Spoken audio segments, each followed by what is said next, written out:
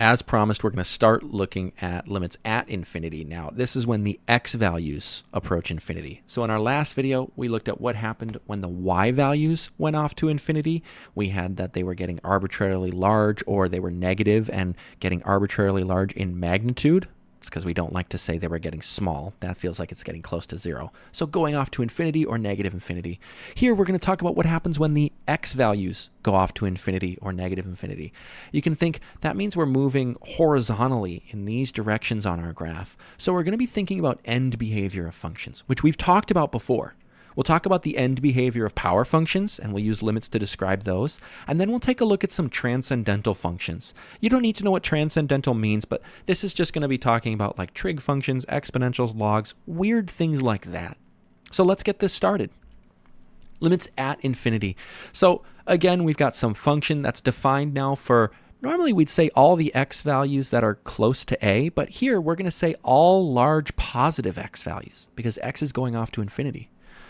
Then, if f of x is arbitrarily close to some single real number L, all this stuff is exactly the same as before. Then we say that this limit as x approaches infinity of f of x is equal to L. Similarly, we can do the exact same thing for large negative values of x. Again, that means large in magnitude, in absolute value, but negative. So x going to negative infinity. If f of x is arbitrarily close to some single real number L, whenever x is sufficiently large and negative, blah, blah, blah, that limit is L. Okay, here's the main thing. In either case here, if this limit exists, if there is a single real y value that we approach when x moves off really, really, really far to the right, or really, really, really, really far to the left on our graph, that means we've got a horizontal asymptote. So what we're really describing is this asymptotic behavior. Also notice that these limits are one-sided limits.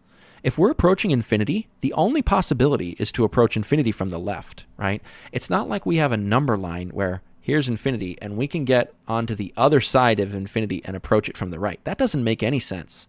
So this is a left-sided limit, really. Same thing, as we're approaching negative infinity, we can't get to the other side of negative infinity and come back from the left of it. There aren't any x values that we can think of that are smaller than negative infinity. So this is a one-sided limit. This is a right-sided limit. All right, that's important to keep in mind. What we can also do then is talk about infinite limits at infinity. So in this case, we had that our function was going to some real number L. Here, we can say, well, what if our function just gets arbitrarily large or arbitrarily negative, right? Maybe we don't have a real number that we approach, but maybe the y values just keep getting bigger. As you move off this way, our y values just keep growing. That's a kind of end behavior that we could describe, and so we'll use this limit statement to do it. And then you could define the other three all pretty much the same way, right? Change what x is approaching and change whether y is getting arbitrarily large or arbitrarily negative. We're just flipping signs around on each case. So we have these infinite limits at infinity as well. All this to say, we can describe end behavior. So we're going to start knocking through some function types and describing end behavior as we normally would think of it, but using limit statements to do it. So let's first talk about power functions. A power function is something in general where you have some real number coefficient and a real number exponent. What we're going to do, so this is p, our power, and it's a real number. That's what this means. What we're going to do is we're going to say real number coefficient, but our exponents aren't going to be negative, and they're going to be positive counting numbers, or zero, right? 0, 1, 2, 3, etc., etc., etc. We'll deal with things like rational exponents and weird exponents later on, but for now, we'll just think of things like 4x squared, negative 2x cubed, stuff like that. So here's a bunch of examples that we can look at, and the nice thing here is that we'll be able to figure out what happens pretty easily, because we have some rules that say with coefficients, we can bring this on the outside, assuming this limit exists, right? And we'll be able to raise things to exponents nicely.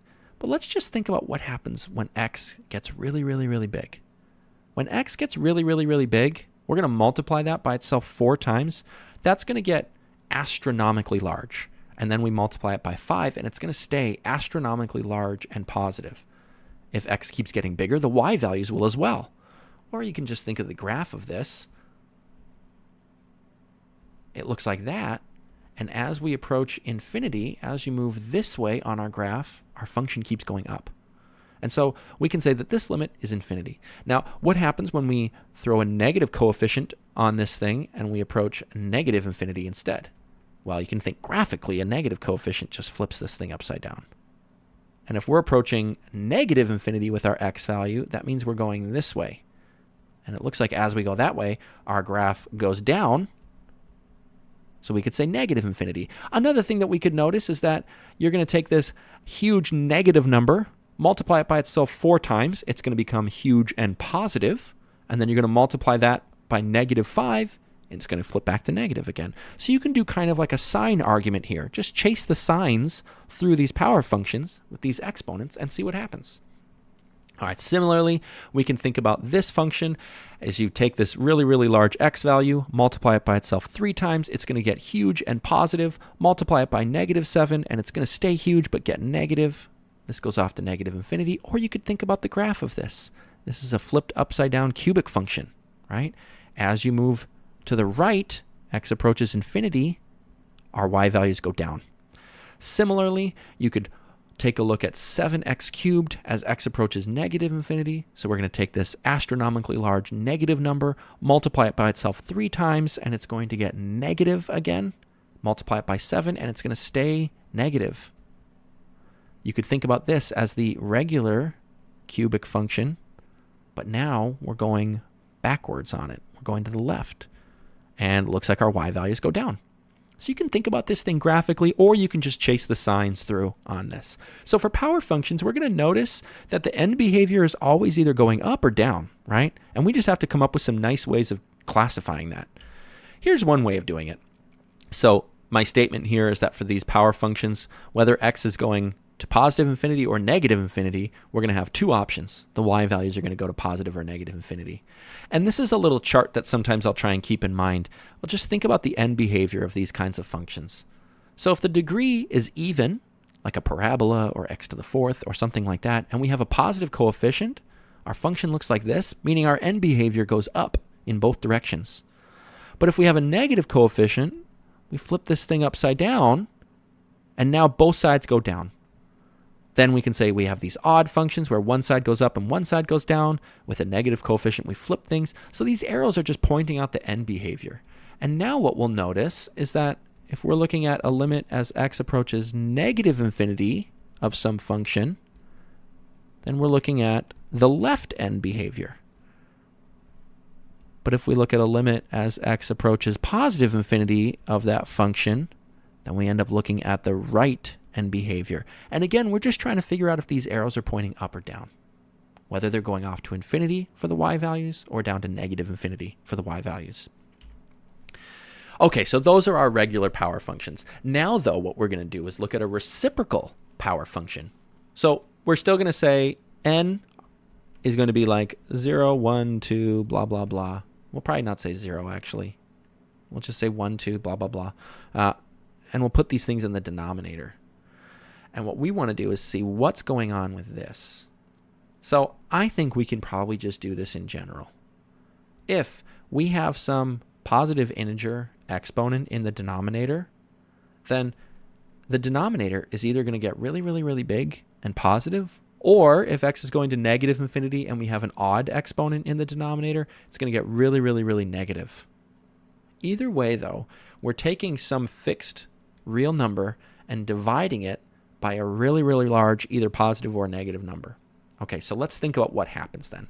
Take some finite object, and let's think about what division means. You probably learned about division way back in elementary school by saying something silly like, you've got 4 apples and you want to share them between you and somebody else, so there's 2 people total. How many apples do each person get, right?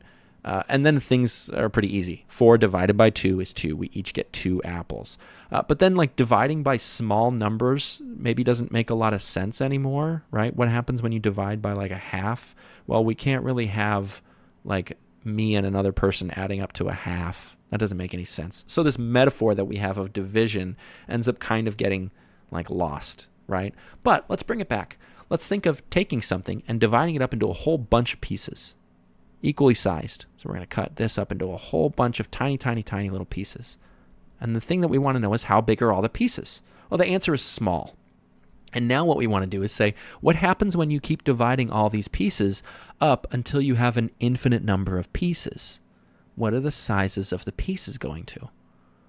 Well, this is like one of those weird, almost philosophical questions where can we make nothing out of something, right? Can you keep cutting something up until the pieces are so small that we can't see them and they're essentially just gone? Well, with limits, we absolutely can.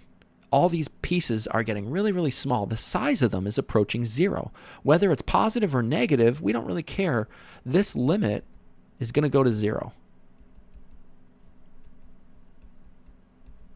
Because again, you're dividing some real number into an infinite number of pieces.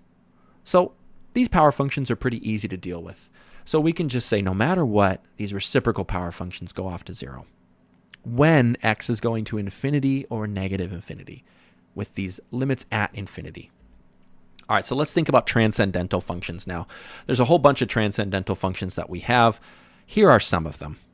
So we've got an e to the x function, right? We might know a little bit about what e to the x looks like. Maybe I'll draw a picture of the graph for us. I'll try and draw a decent one.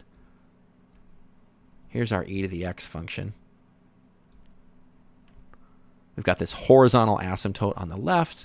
So you can notice that the left side limit end behavior, not left side limit, the left end behavior goes to zero, but the right end behavior goes off to infinity.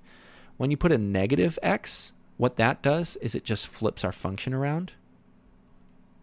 And so you can think, okay, now the right side end behavior goes to zero and the left side end behavior goes up to infinity.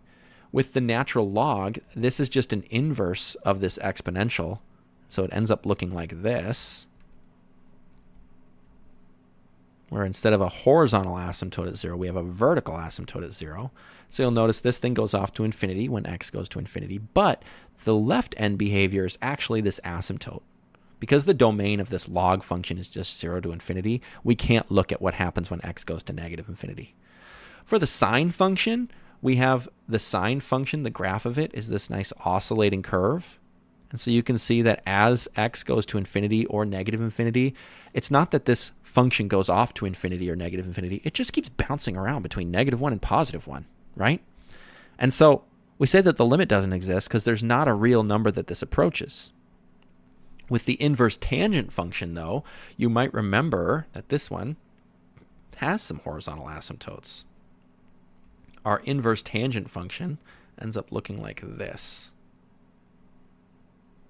where there's an asymptote here at pi/2 and an asymptote here at -pi/2. And so we can use some limits to describe that as well. Okay, so what functions are next? We have power functions, we have reciprocal power functions, and transcendental functions. We're going to look at combining these things all together. Specifically, though, what we're going to look at is combining those power functions together to get polynomial functions. And then we'll talk about rational functions. And then we'll talk about a couple more functions after that. See if we can come up with some nice ways of talking about end behavior for things that don't fit into any of these classes. So that's what we've got next. More limits at infinity.